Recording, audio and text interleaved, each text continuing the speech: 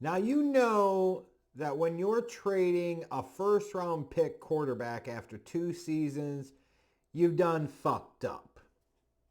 There's no other spin you could put on that. 2 years after drafting a first round quarterback, you're already trading him. And not for like some premium picks, but some like mid-late round garbage, right? Like you've done fucked up. And that's what they did with Kenny Pickett. You also know that when you're pinning your hopes on a kind of washed mid-30s Russell Wilson fresh off of washing out with the Denver Broncos and a never was in Justin Fields, you've done really, really fucked up when it comes to the quarterback position. Am I lying? Am I lying? And, as you went into this season, there's always a thought of like, hey, you would have to think eventually Mike Tomlin's going to have a losing season, but you get the sense of like he's just destined to keep the Steelers in the kind of mid-card hell, if you will. Not good enough to truly contend, not bad enough to bottom out and get like a real franchise-changing draft pick. You kind of expect almost a little bit, right? Even though I was a little lower on them this year for reasons. That the Steelers would likely play above themselves in the regular season, but at the end of the day, it wouldn't fucking matter. And boy, when you talk about a lot of the Mike Tomlin era in Pittsburgh, that's exactly where the hell you're at, right? Now, the season got off to an encouraging start for the Steelers, certainly. They were 3-0, and their defense was giving up 10 points or less in each of those first 3 games. So as you're trying to figure out the offense, and especially if you were anticipating starting the year with Russell Wilson, but you had to go to Justin Fields because Russell Wilson was injured, as you're trying to figure that out and navigate the quarterback spot in the offense, find your rhythm there, your defense is playing some dominant lights out football, which they did the first few weeks of the year, right? And after 6 games, they were 4-2.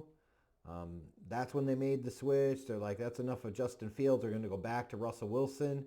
And then coming out of their bye week, they had great wins over the Commanders and the Ravens. And you're like, okay, maybe this team's starting to piece it together a little bit. Russell Wilson's playing a little better than he did in Denver, certainly. But then you lose on the road to the fucking skid marks. The skid marks? This year's version of the skid marks at that? Look, I realize that one loss didn't have a huge bearing on a whole hell of a lot here for the Steelers, but to me it is just indicative of a theme, of a pattern, a lot over the past many years of the Mike Tomlin era in Pittsburgh, is that he'll have his team ready to play really good teams, but some of these crappy, shitty teams, especially on the road, they struggle mightily. And they are prone more often than not to get upset by 1 or 2 of those teams each year. And they did this year. I can't believe they lost to the skid marks. That's bad. And as well as the Steelers in general started this season, it started to fall apart on them late. They lost their last 4 regular season games. So they backslid into the playoffs transparently. And then they got into the wild card round. And a pathetically predictable pattern of behavior propagated itself there where Mike Tomlin's Steelers defense shit the bed and the Ravens beat him comfortably, easily, 28-14. And I did a video about this several weeks back, but it still holds true. Like the Steelers want to flex on like how few head coaches they've had since 1969. Oh, we had Chuck Noll and then Bill Cowher and then Mike Tomlin. That's only a flex to a certain point in time. And then at some point in time, it represents a stubbornness and a stupidity to not read the tea leaves and to not understand that, hey, it might be time for a change. It's been done. Been time for a change with the Steelers at the head coaching spot. And if your response is going to be, well, Mike Tomlin's a great coach, la, la, la, la, la, other teams would be eager to hire him. Yeah, just because other teams are eager to hire him doesn't mean that he's the right guy for you anymore. In addition, let's cut the bullshit here. He is just the defensive AFC version of Mike McCarthy, period. And you don't see Mike McCarthy get held in nearly the same regard as Mike Tomlin, which, based off of their career resumes, I want to emphasize, is absolutely fucking insane. Absolutely insane. So you can talk about all this shit with the offseason and everything else with the Steelers, but they're just wasting time right now. Is what they really are, and they have been for a few years. Like, every coach in the NFL has a shelf life with their team. And Mike Tomlin's expired several years back. Point blank, period. And when you look at this season, they were middle of the pack offense with a bad passing game. To all those Fields Colts members, if Fields was so great, he would have remained the starter over Russell Wilson. There was very little benefit to the Steelers going to and sticking with Russell Wilson this season. If Justin Fields gave them any hope or confidence that he could be the guy long term, they would much rather turn to the young man in his 20s, in his earlier mid-20s, than the guy that's in his mid-30s. This shit just doesn't make any sense. The Steelers didn't play Justin Fields as their starter for the whole season because he wasn't good enough. It's just what it is, right? If you want to sit there and deny reality all the fuck you want. You can talk about it all you want. It doesn't change what that reality is. Justin Fields is a never was quarterback. Good kid, who gives a shit? He's just not good enough. And sometimes that happens, and that's life. But you look at this offense, like Najee Harris had his 4th straight 1,000-yard season to start off his career. And okay, it just points to, if anything, how insignificant that 1,000-yard rushing stat is.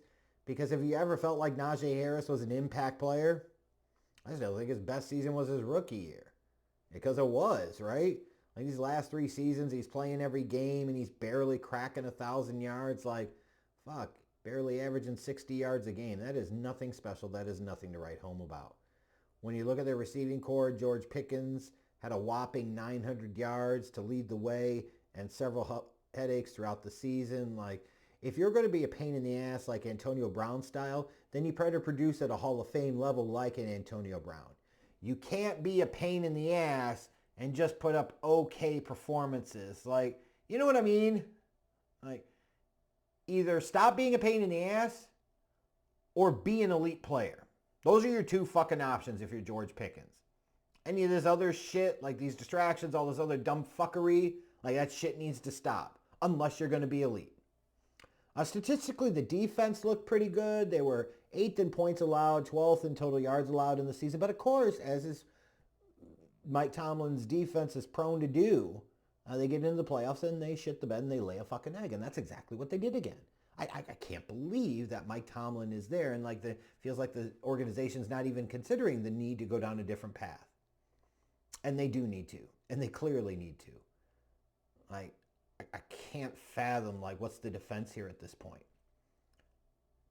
It's been 14 years since he led you to a Super Bowl, and that was a Super Bowl that you still lost. Come the fuck on, right? The Super Bowl is really hard. Yeah, so is being a head coach of one team for that long when you haven't won a Super Bowl in 14 fucking years. Or made a Super Bowl in 14 fucking years, haven't won one in 16. Excuse me, 16. That's insane. That's a long time ago. To put that in some context, when Mike Tomlin coached teams were playing in the Super Bowl, Barack Obama was in his first term as president. And that's before Jesus Christ. That's way back. First term Obama shit here. And you're still going to keep him around. It's just insane to me. Heading into this offseason, though, the Steelers have about $55 million in cap space, so they're in a good spot compared to where they typically are. They've got a number of free agents that are various levels of importance of whether or not you want to bring them back, like James Daniels, Mike Williams, Dante Jackson, C.J. Henderson, Russell Wilson, and Justin Fields, and Najee Harris. It seems likely that the Steelers are going to move on from both Russell Wilson and Justin Fields. I'll be curious to see what they do with the quarterback position. Are they really going to go after somebody like an Aaron Rodgers? Are they going to go sign somebody like a Sam Darnold? Are they going to try and make a huge move up the draft board, draft a quarterback? Who the fuck knows? But will be interesting to see. And if I'm the Steelers, I can look at Najee Harris what are you really paying for? Let somebody else overpay for him. You've seen him for 4 years. He puts up some yards, but he is not a game breaker or a difference maker by any stretch of the imagination. And I bet you sit there and you're won't really miss him if he's gone kind of thing, right? Their offseason needs, I think first is a new head coach. And not because Mike Tomlin sucks. Mike Tomlin in the playoffs sucks, certainly. But they need a new voice. But they're not going to get that this year, so you got to proceed ahead. It's very obvious what the number one need here is quarterback, right? They need a long-term answer at the position, and they're not going to get it very likely this offseason. So feels like, again, you're just going to be wasting time. And you're going to win too many games to put yourself in position next year in the draft to be able to go get a young quarterback to build around. But I think there are other needs also on offense outside of quarterback, like wide receiver. As I mentioned, George Pickens is talented, but he's a pain in the ass, and he didn't even have 1,000 yards receiving this year. They need a number one option because George Pickens is showing that he's not that dude. And then I look at the running back position, especially if you let Najee Harris go. Like, you won't really have a guy in the wings, and you probably need a guy in the wings, especially when you're looking at some of the options you might be playing at quarterback in 2025. Then I look at offensive guard. I think that becomes an even bigger need if James Daniels leaves in free agency, and it's possible, right? Somebody could come in and overpay James Daniels. And I say overpay only in the sense of he's an elite run blocker, but he's below mid as a pass protector. So how much is that really worth to you from an offensive guard standpoint? Yeah, like I said, this this Steelers team, does it really matter? Like, if you're a Steelers fan, you tell me, like, are you still trying to stay on board the Mike Tomlin train? Do you really see this team going anywhere next year? I mean, really be honest about it and really assess the situation. You want them to even at this point, or are you ready to move the fuck on and start a new era of Steelers football? It's a fair question to ask.